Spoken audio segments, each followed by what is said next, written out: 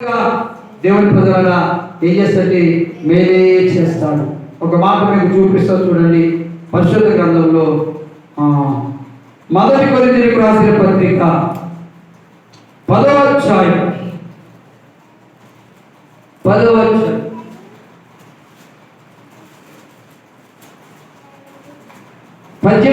చదువుకుందాం. శరీర ప్రకారమైన ఇశ్రాయేలును చూడుడి. బలి అర్పించిన వాటిని తినువారు బలిపీఠముతో పాలివారు కారా? అది బలి అర్పించిన వాటిని తినేవారట, బలిపీఠముతో పాలివారు కారా? ఇక నేను చెప్పునదేమి విగ్రహ అర్పితములో ఏమైనా ఉన్నదని అయినను విగ్రహములలో ఏమైనా ఉన్నదని అయినను చెప్పెదనా? లేదు గాని అన్యజనులు అర్పించు బలులు దేవునికి కాదు దయ్యములకే అర్పించుచున్నారని చెప్పుచున్నాను.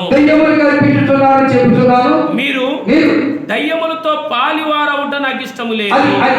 దయ్యములతో పాలివారు ఉంటే నాకు ఇష్టం లేదు అంటున్నాడు పౌలు గారు. ఎందుకంటే దయ్యముల బలంలో ఉంది, దేవుని బలంలో ఉంది. మీరు తినకూడదు, అదమ్మా, తినకూడదు. మీరు దేవుని బలంగా ఆ శరీరం ఆయన అర్థం తింటున్నారు, తాగుతున్నారు.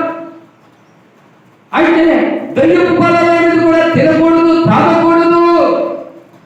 ఎందుకంటే పౌలు గారు అంటున్నాడు నాకు ఇష్టం లేదు.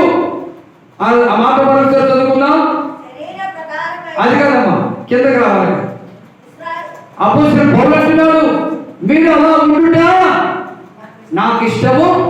చదవండి అన్నమాట. అన్యజనులు అర్పించు బలులు దేవునిది కాదు, అది దేవునికి కాదు, దయ్యములకే అర్పించుచున్నారని చెప్పుచున్నాను.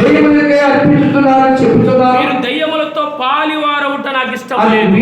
మీరు రక్షణ పొందిన మీరు, యేసయ్య దేవుడిని అంగీకరించిన మీరు, పాప క్షమాపణ పొందిన యేసుక్రీస్తు నామములో బాప్తిసం పొందిన మీరు దయ్యములతో పాలివారవుట నాకు ఇష్టము లేదు. ఎందుకంటే దేవుని బలంలో నుండి తింటున్నారు, దెయ్యపు బలంలో నుండి తింటున్నారు. అలా చేయకూడదు.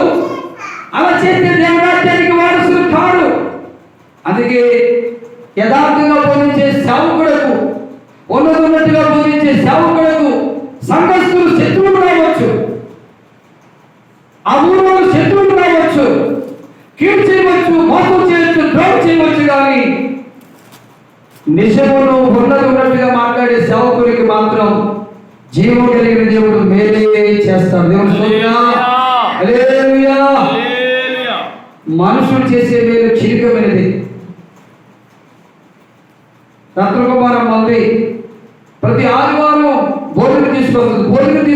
గోపెట్టిందని గోమాట మాట్లాడాలా, గద్దించాలా, ఖండించాలా, బుద్ధి చెప్పాలా? గద్దించినందుకే బుద్ధి చెప్పినందుకే ఆదివారం భోజనం తేవడం మానేసింది అనుకొని మిగతా రోజులు ఎవరు పెడతాడు? ఆదివారమే పెడుతుంది అనుకుందాం. మిగతా రోజులు ఎవరు పెడతాడు? దేవుడు పెట్టాలి.